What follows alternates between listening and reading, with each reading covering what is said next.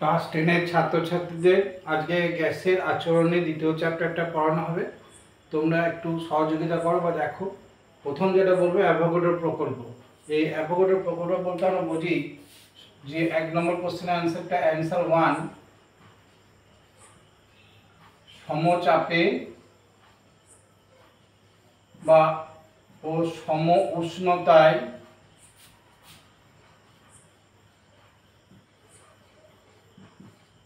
সমায়তন গ্যাসে সমসংখ্যক অণু থাকে। সমায়তন গ্যাসে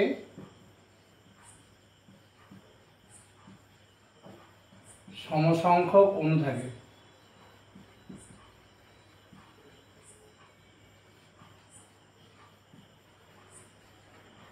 মানে দুটো পাত্র যদি তোমাদের টেম্পারেচার আর প্রেসার সেম হয়, আয়তনটা যদি সেম হয়, তাহলে তাদের মধ্যে অণুর সংখ্যাটাও একই হবে। এতে যদি N1 অণু থাকে ইকুয়াল টু N2। গ্যাসের কোন গ্যাস আছে তার উপর নির্ভর করবে না অ্যাভোগাড্রোর প্রকল্পটা। তো অ্যান্সার 1, সমচাপে সম উষ্ণতায় সমায়তন গ্যাসে সমসংখ্যক অণু থাকে। এটা হচ্ছে অ্যাভোগাড্রোর প্রকল্প। 2 নম্বর থাকে পরীক্ষায়, তোমরা অতি অবশ্যই লিখবে। দুটো সিলিন্ডার, দুটো চোঙ, দুটোরই চাপ দেখো পিপি ধরা হয়েছে, আয়তন ভিভি ধরা হয়েছে এবং দুটোরই তাপমাত্রা সেম। সেক্ষেত্রে প্রতি পাত্রে কি ধরনের গ্যাস আছে বা গ্যাসের প্রকৃতির উপর কিন্তু প্রকল্পটা নির্ভর করে না। এটা যদি যাই গ্যাস তখন অণু কিন্তু সংখ্যাটা সমান হবে। এটা একটা প্রকল্প বা সূত্র নয়, তোমাদের অ্যাভোগাড্রোর প্রকল্প বলে লিখতে দেওয়া হয়। তারপরে আমাদের 2 নম্বর অ্যান্সারটা হয়েছে সমন্বিত সূত্র, যেটা বলা হয়েছে তোমরা জানো বয়েল সূত্র অনুযায়ী। বয়েল সূত্র অনুসারে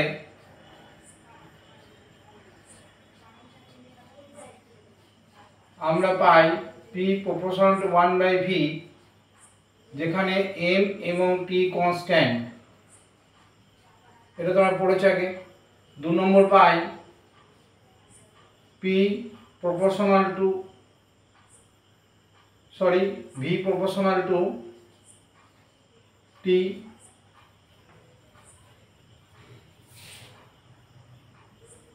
P proportional inversely proportional to V proportional to T। তাহলে তুমি পাচ্ছ 3 নম্বর। তাহলে এখানে আসছে যদি করা যায় P/V, বা আমরা লিখতে পারি এখান থেকে PV/T টা কনস্ট্যান্ট এবং ভিটা নাম্বার অফ মোলের সঙ্গে সমানুপাতিক। তাহলে এখানে একটা তুমি ভাবতে পারো PV = NT লেখা যায় ইকুয়াল টু কনস্ট্যান্ট K। তাহলে এখান থেকে আসছে PV = NKT। এখানে Nটা হচ্ছে নাম্বার অফ মোলস, Nটা হচ্ছে মোল সংখ্যা। তাহলে মোল কাকে বলে সেটাকে জানা দরকার আছে। N হচ্ছে মোল সংখ্যা, N হচ্ছে মোল সংখ্যা। এবার তোমাদের প্রশ্ন হচ্ছে মোল কি জিনিস। 1 গ্রাম অ্যাটম বা 1 গ্রাম মলিকুল, অর্থাৎ কোনো মলিকুলার ওয়েটকে গ্রামে যদি প্রকাশ করো, যেমন অক্সিজেনের আণবিক ভর হচ্ছে 32 atom u, atomic mass unit. এটা যদি গ্রামে প্রকাশ করো 32 গ্রাম, অর্থাৎ 32 গ্রাম অক্সিজেন বা 28 গ্রাম নাইট্রোজেন বা তুমি 71 গ্রাম ক্লোরিন। তার মানে 1 মলিকুলার ওয়েট, একটা মলিকুল নাও, সংকেত লেখো, তার ওয়েট বার করো, গ্রামে প্রকাশ করো, তাহলে 1 মোল। এই 1 মোল সমান 1 গ্রাম অ্যাটম। যেমন 12 গ্রাম কার্বন 12 অ্যাটমে 12 গ্রাম কার্বনে যত সংখ্যক মলিকুল বা অ্যাটম থাকে, যেটা যে অ্যাভোগাড্রো সংখ্যা, সেটাকে বলা হয় 1 মোল। অর্থাৎ 1 মোলের সবসময় মাথায় রাখবে একটা নির্দিষ্ট সংখ্যক কণা থাকে, যেটাকে অ্যাভোগাড্রো সংখ্যা বলা হয়। সেই সংখ্যাটা হচ্ছে তোমার 6.02 Na 6.023 10⁻23। অর্থাৎ 1 মোল যে কোনো গ্যাসে বা 1 মোল পদার্থে নির্দিষ্ট সংখ্যক কণা থাকে, সেই নির্দিষ্ট সংখ্যক কণাটাকে বলা হয় অ্যাভোগাড্রো সংখ্যা। অনেকে N⁴ লেখে। তো 1 মোল হচ্ছে 1 গ্রাম অ্যাটম বা 1 গ্রাম মলিকুলার ওয়েট। 1 গ্রাম সেটা হচ্ছে 1 মোল। যেমন তোমাদের মোলের ধারণা দেওয়ার জন্য আমি বোর্ডটা মুছে দিচ্ছি। মোলের ধরনটা এখানে মাথায় রাখো। মোল বলতে আমরা কি বুঝেছি দেখো।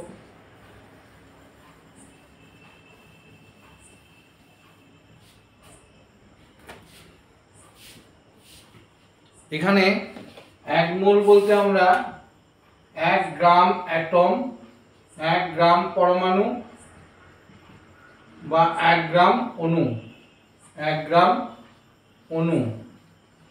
যেমন 28 গ্রাম নাইট্রোজেন 1 মোল, 18 গ্রাম জল 1 মোল। 1 মোলে কণার সংখ্যা, অ্যাভোগাড্রো সংখ্যা, সেটা হচ্ছে 6.023 10^23। এবং এসটিপিতে তোমরা মাথায় রাখবে, এসটিপিতে আমরা এখানে আসছি, এসটিপিতে 1 মোল যে কোনো গ্যাসের আয়তন, 1 মোল যে কোনো গ্যাসের আয়তন তুমি পাবে 22.4 লিটার।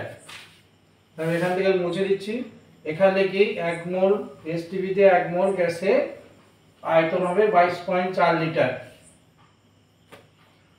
তাহলে এখানে লেখো এসটিপিতে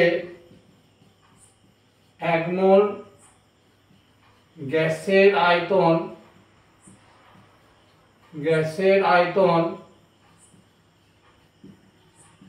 22.4 লিটার। এটা ভুল করো না যেন। এসটিপিতে যদি জিনিসটা এসটিপিতে না থাকে তাহলে তোমরা P1 V1 by T1 P2 V2 by T2 এই সূত্র অবলম্বন করে এসটিপিতে কনভার্ট করার পর অঙ্কটা করবে। যদি অন্য কোনো তাপমাত্রা বা চাপে গ্যাসটা থাকে তাহলে অঙ্কগুলো করার আগে সিস্টেমটাকে তুমি প্রথমে এসটিপিতে নিয়ে এসো সমন্বিত ফর্মুলাটাকে ব্যবহার করার পর। এখন আমরা যেটা করতে চলেছি যে এই আর এর এই কেটাকে যদি আমরা গ্যাস কনস্ট্যান্ট আর দ্বারা প্রতিস্থাপিত করি তাহলে সূত্রটা কি আসছে দেখো। সূত্রটা আসছে এখানে কি আসছে একটা দেখা যাক। তাহলে আমরা গ্যাসের সূত্রটা কি পেলাম? আমরা গ্যাসের সূত্রটা পেলাম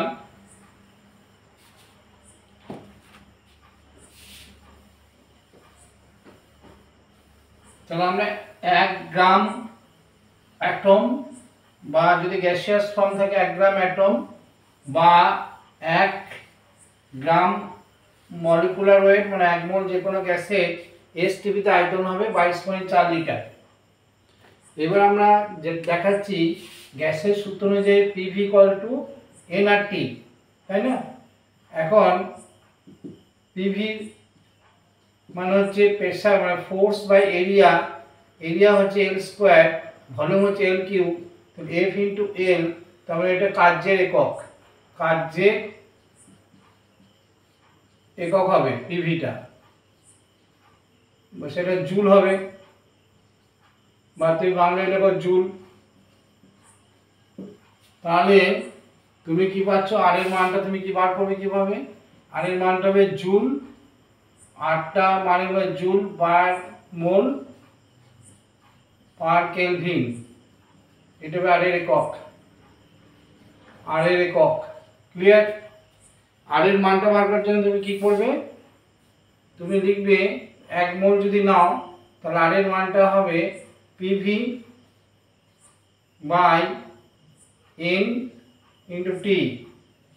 যদি সব বসিয়ে দাও, P এর মান যদি 1.013 10^5 বসাও, V যদি 22.4 ইন্টু 10^3 সিসি বসাও এবং 1 মোল যদি গ্যাস নাও তাহলে 1 এবং টেম্পারেচার যদি 273.14 বসাও তাহলে এটা আসবে 8.314 10^7 আর্গ, বা তুমি লিখতে পারো 8.314 জুল পার মোল পার কেলভিন। এই এককটা আসবে। অনেক বইয়ে বা অনেক পরীক্ষাতে আর এর এককটা বার করতে বলে, অনেক সময় আর এর নিউমেরিক্যাল ভ্যালুটাও বার করতে পারে 1 মোল গ্যাসের কনসিডারেশন করে। তাহলে আমরা তোমাদেরকে দেখালাম চাপের সূত্রটা, আমি বলিনি এখনো। তাহলে গ্যাসের সমীকরণ থেকে আর এর মানটা এবং তার মান এবং মাত্রাটা বার করা হলো। এরপর মোলের ধারণা দেওয়া হলো যে 1 গ্রাম অ্যাটম বা 1 গ্রাম অণু বা অণুর 1 গ্রাম অ্যাটম 1 গ্রাম পরমাণুর যে সংখ্যাটা তাতে যতগুলো পরমাণু থাকে সেটা হচ্ছে অ্যাভোগাড্রো সংখ্যা 6.023 বা 1 গ্রাম অণু বা 1 গ্রাম মলিকুলার ওয়েট মানে 1 মোল। এই 1 মোল যদি গ্যাসিয়াস হয় আর যদি কন্ডিশনটা এসটিপি হয় তাহলে ওটা 22.4 লিটারই হবে। এর পরের ধাপে যেটা আমি শেখাবো যে চাপ, গ্যাসের চাপ, যেখানে ভর এবং তাপমাত্রাটা কনস্ট্যান্ট করে দাও। এখন চাপের ক্ষেত্রে আমরা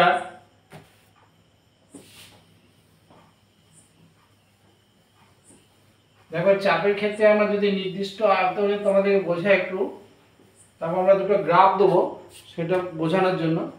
ধরো চাপের ক্ষেত্রে যদি আমার আয়তন চাপ ভি এবং তোমার পি, তোমার এম কনস্ট্যান্ট, তাহলে পি প্রপোর্শনাল টু টি, অর্থাৎ নির্দিষ্ট আয়তনে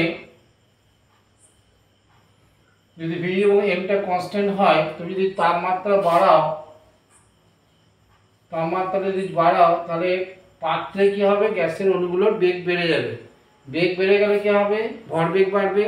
তাহলে একক ক্ষেত্রফলে ভরবেগ বেড়া মানে বল বাড়বে কোনো দেওয়ালে, এবং বল বাড়া মানে বল বা একক ক্ষেত্রফল চাপ বাড়ে যাবে।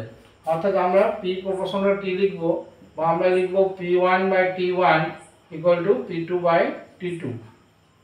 অর্থাৎ নির্দিষ্ট আয়তন নির্দিষ্ট ভরের ক্ষেত্রে তাপমাত্রা বাড়ালে গ্যাসের চাপটা ধীরে ধীরে বেড়ে যাবে। তাহলে আমরা মোল বললাম, গ্যাসের সমীকরণটা বললাম, আর এর মাত্রা ও মান বললাম, চাপের সূত্রটা বললাম, সমন্বিত সূত্রটা বললাম, এবার প্রকল্পটা বললাম। এরপর গ্যাসের সমীকরণ সম্বন্ধে আমরা কতগুলো বেসিক আইডিয়া দেবো, সেটা তোমাদের খাতার মধ্যে তোমরা লিখবে, যদি প্রয়োজন হয় মুখস্থ রাখবে। কারণ কিছু কিছু কম্পিটিটিভ পরীক্ষায় একটু হায়ার স্ট্যান্ডার্ডে পড়াশোনাটা করা দরকার। সেক্ষেত্রে আমি কিছু ফর্মুলা এখানে ইউজ করছি। তোমরা দেখো যে গ্যাসের গতিতত্ত্ব থেকে আমরা জানি যে PV ইকুয়াল টু 1/3 mc²। এই সিটা কি, সিটা লিখবে c² মানে হচ্ছে c1² c2² dot dot cn²/n, বা সি সমান অনেকে লেখে c1² plus c2² dot dot cn²/n। এটা হচ্ছে গ্যাসের অণুর বর্গ বেগের গড় বর্গবেগের অণুর গড় বর্গবেগের বর্গমূল, বা ইংরেজিতে বলে RMS, root mean square. First সব অণুগুলোর বেগের বর্গ করবে, যোগ করবে, তার গড় নিয়ে বর্গমূল বার করবে।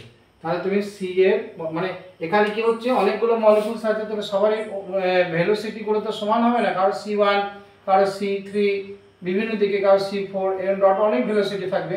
তাহলে আমরা যদি গড় ভেলোসিটি, গড় গ্যাসের অণুর গড় বর্গবেগের বর্গমূল যদি নাও, বর্গবেগের বর্গমূল, তাহলে বর্গটা গড় প্রথমে অণুগুলোর বেগগুলো স্কোয়ার করে যোগ করে বর্গ নেবে, অ্যাভারেজ করে তার বর্গমূল নেবে।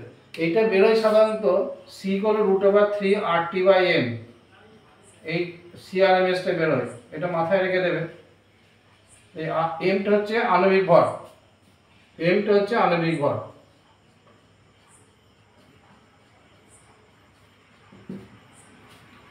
এই গ্যাসের অণুগুলোর মধ্যে যেহেতু কোনো আকর্ষণ নেই, তাহলে ওদের সহজে ব্যাপন প্রক্রিয়া অংশগ্রহণ করে। আমরা পরের একটা ক্লাসে তো এটা দেওয়ার চেষ্টা করব যে অ্যাভোগাড্রো প্রকল্প, বয়েল সূত্র, চার সূত্র, চাপের সূত্র এবং এই ব্যাপারটা আছে, এই ফর্মুলাটা। তো PV = 1/3 mc²। এবার এদিকে তাকাও, যদি আমি 1 মোল গ্যাস নিই, যদি 1 মোল গ্যাস নাও, তাহলে আমি এই ফর্মুলাটা মাথায় রেখে দেবে। 1 মোল গ্যাসের ক্ষেত্রে তোমরা কি পাচ্ছ, 1 মোল গ্যাস নিলে তোমরা পাচ্ছ কি, দেখো 1 মোল গ্যাসের ক্ষেত্রে পাচ্ছ 1 নম্বর থেকে PV = 1 মোল হলে এটা হচ্ছে 1 মলিকুলার ওয়েট বা আণবিক ভর। 1 মোল মানে হচ্ছে 1 আণবিক ভর, তাই তো। mnটা গ্যাসের পরিমাণ, সেটা m ক্যাপিটাল M হয়ে যাবে। m × n, mass of each molecule, প্রত্যেকটি কণার ভর, n হচ্ছে কণার সংখ্যা। তাহলে মোট গ্যাসের পরিমাণ, যেহেতু তুমি 1 মোল নিচ্ছ, তাহলে এটা আণবিক ভরের সমান। সেক্ষেত্রে আমরা পাচ্ছি 1/3 mc²। তাহলে কাইনেটিক এনার্জিটা কত হবে, এবার তোমরা জানো PV = RT 1 মোলের ক্ষেত্রে, তাহলে আমরা এনার্জিটা পাচ্ছি 3 RT/m। তাহলে 1 মোল যে কোনো গ্যাসের এনার্জি, 1 মোল গ্যাসের শক্তি, 1 মোল গ্যাসের শক্তি। তাহলে গ্যাসের শক্তি বা কোনো গ্যাসের কত শক্তি সেটা তাপমাত্রার উপর নির্ভর করে, চাপের উপর নয়। গ্যাসের শক্তিটা তাপমাত্রার সঙ্গে নির্ভরশীল। যদি তাপমাত্রা বাড়িয়ে দেওয়া যায় তাহলে গ্যাসের অণুগুলোর গতিশক্তি বেড়ে যায়, ইন্টারনাল এনার্জিটাও বেড়ে যাবে আস্তে আস্তে। ওকে, তাহলে আমরা একটা এক্সট্রা বললাম, অর্থাৎ আমরা এই ফর্মুলাটা এমনিতে অনেকগুলো মলিকুলসের গড় বেগ হলে C1 C2 C3 বিভিন্ন দিকে যে যোগ বিয়োগ করতে পারো, কিন্তু এটা একটা ফর্মুলা, কারণ এখানে অ্যাভারেজ জিরো দেবে না, ওখানে অ্যাভারেজটা জিরো দিতে পারে। C1টা যদি ডান দিকে যায়, C2টা বাঁ দিকে গেলে অ্যাভারেজটা জিরো হতে পারে। কিন্তু এখানে দেখো, তুমি যেহেতু অণুগুলোর বেগগুলোকে বর্গ করে তারপর তার গড় নিয়ে বর্গমূল বার করেছো, সুতরাং এটা কখনোই জিরো দেখাবে না। সে আর সি এর √3RT/m হচ্ছে আণবিক ভর, যার আণবিক ভর কম, যেমন হাইড্রোজেন, তার সিটা অনেক বেশি, কিন্তু কার্বন ডাইঅক্সাইডের আণবিক ভর 44 বেশি বলে ওর গড় মূল বর্গবেগটা অনেক কম। এটা হচ্ছে তোমার মোটামুটি একটা আইডিয়া তোমাকে দেওয়া হলো।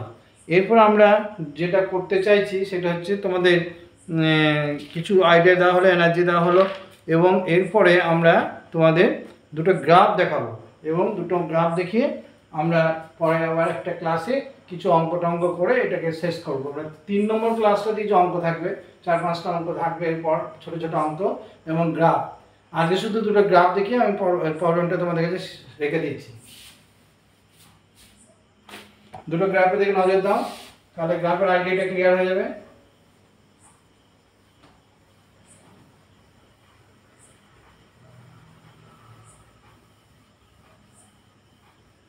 তাহলে অঙ্কটা থাকছে না, শুধু লেখচিত্রে বিভিন্ন সমীকরণ দেখানো হলো।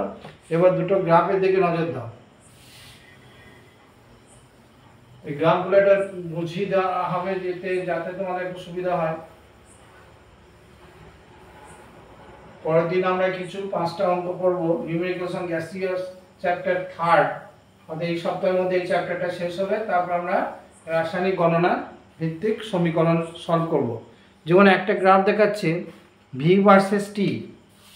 ধরো একটা গ্রাফ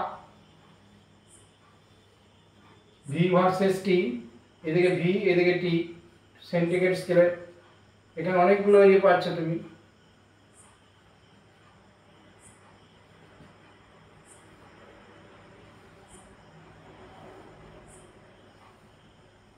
তাহলে এটা বিভিন্ন প্রেসারে পাচ্ছ।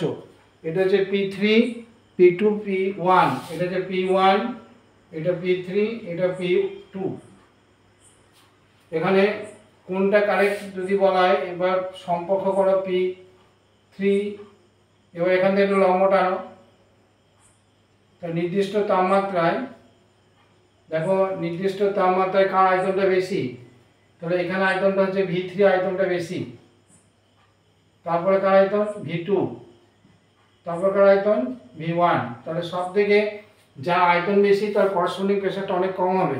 তাহলে আমরা লিখতে পারি V1 less than V2 less than V3।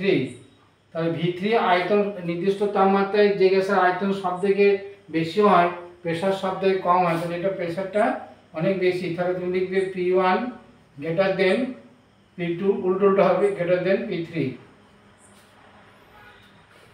ঠিক রয়েছে P1 P3। এইটা হচ্ছে তোমার নির্দিষ্ট তাপমাত্রায় এটা হচ্ছে সব থেকে বেশি আয়তন, তাহলে P3টা প্রেসারটা অনেক কম হবে। তাহলে P3 সব থেকে কম, P2 তারপর P1। তাহলে এখানে তোমার P3টা P2 P1। তাহলে এখানে গ্রাফটা দেখো VT P3 P3 P2 P1। তাহলে তুমি এটা হিসাব করে বলবে যে কার। এখানে তুমি প্রথমে একটা লম্ব টেনে নাও নির্দিষ্ট তাপমাত্রায়। এই রেখাটা গ্রাফগুলোতে কোন কোন বিন্দু সেট করছে, করসপন্ডিং ভলিউম হচ্ছে V1, এটা হচ্ছে V2, ম্যাথমেটিক্যালি এটা হচ্ছে V3। তাহলে V3 যেহেতু বেশি, তাহলে তোমার করসপন্ডিং প্রেসারটা কম হবে, সব থেকে কম P3। ক্লিয়ার? P3 প্রেসারটা সব থেকে কম হবে। কিন্তু গ্রাফটা যদি এখান থেকে স্টার্ট করে দেয় কোনো কারণে, ধর এটা P3 করে দিল, এটা P2 করলো, এটা P1 করলো, তাহলে এইখানে যেহেতু দেখো এখানে তাহলে V1 এর তখন কি হলো, V1 আয়তনটা সব থেকে বেশি, তাহলে তখন আয়তনটা বেশি মানে P1টা সব থেকে কি হবে, V1টা যেহেতু বেশি হবে তাহলে তোমার করসপন্ডিং প্রেসারটা সব থেকে কম হবে, সেক্ষেত্রে P3টা বেশি হবে। তো গ্রাফটার উপর নির্ভর করছে, কিন্তু পদ্ধতিকে এক, অর্থাৎ নির্দিষ্ট তার মধ্যে একটা পারপেন্ড ড্র করো, দেখো কোন কোন বিন্দুতে কাট করছে, করসপন্ডিং ভলিউম বলে ভাবো যে কোনটা বেশি কোনটা কম, তার প্রেসারটা তার রেসিপ্রোকাল হবে, অর্থাৎ যেটা বেশি প্রেসার সেটা বেশি ভলিউম, সেটা কম প্রেসার হবে। নেক্সট একটা গ্রাফ দেখাচ্ছি, দেখো নেক্সট গ্রাফটা হচ্ছে দুটো, একটা P ভার্সেস T, P এদিকে T এদিকে P, এরকম দুটো গ্রাফ আছে V2 V1, নিয়ে বলেছে কোনটা বেশি V2 আর V1।